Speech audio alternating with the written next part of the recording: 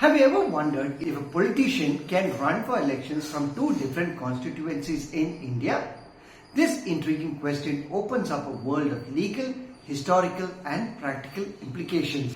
In this video, we will explore the legality, historical examples and recent developments related to this topic.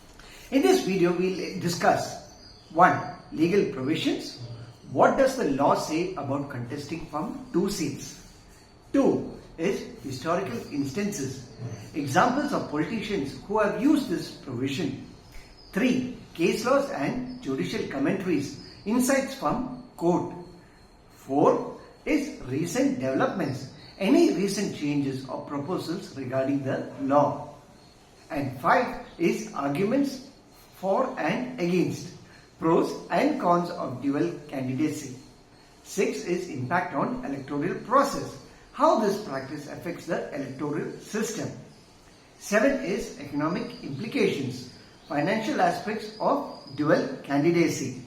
The Representation of People's Act 1951 allows candidates to contest elections from two different constituencies. This provision is detailed in section 33 clause 7. I'll read it out. A person may at any same gender election or at any by-election after the commencement of this act be nominated as a candidate for election in two constituencies. This is what the act says. This section provides flexibility for candidates but also introduces certain complexities.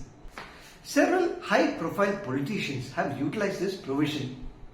First is Mr. Narendra Modi in 2014 contested from both Varanasi and Vadodara.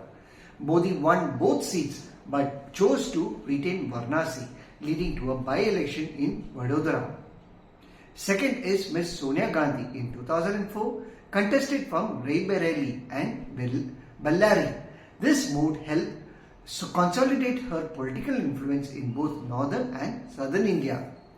Third is Ms. Indira Gandhi in 1980 contested from Raebareli and Medak, reflecting her strategic approach to appeal to diverse regions. So let's discuss some case laws.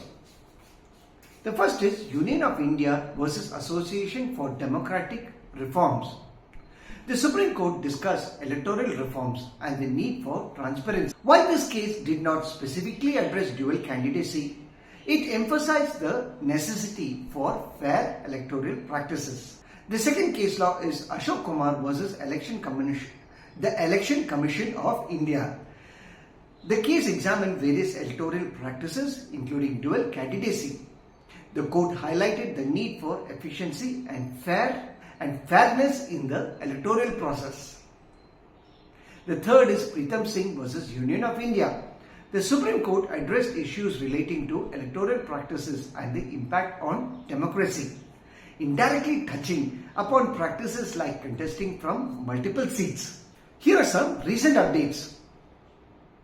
The Election Commission of India or ECI has voiced concerns about dual candidacy. In 2018, the ECI recommended amendments to restrict candidates from contesting from only one seat. This recommendation aimed to reduce the burden of by-elections, which are both costly and administratively challenging.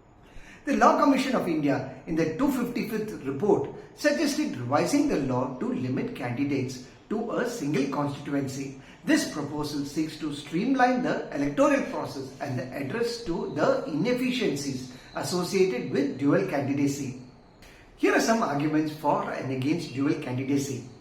Let's talk about the for arguments. 1. Strategic advantage allows politicians to increase their chances of winning by appealing to voters in multiple regions. Second is broader representation, offers an opportunity for candidates to represent diverse areas reflecting a wider national appeal. Now let's talk about the arguments against by-elections. If a candidate wins from both sides, a by-election is required for the seat that they vacate. This leads to additional costs and administrative efforts.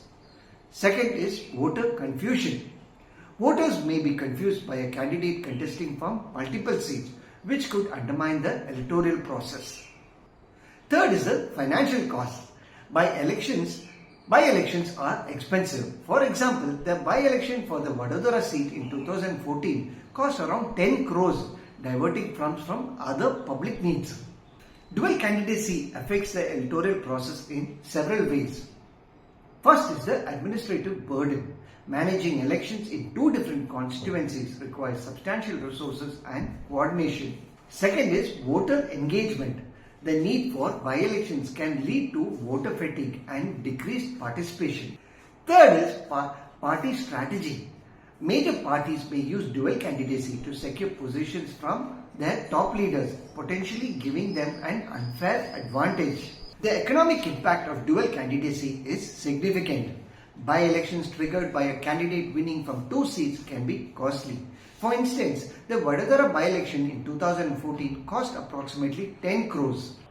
This financial burden could be better utilized for public welfare and development projects. Justice Madan B. Lokur has noted, while dual candidacy is legally allowed, its implications on the electoral process and administrative burden should be critically evaluated.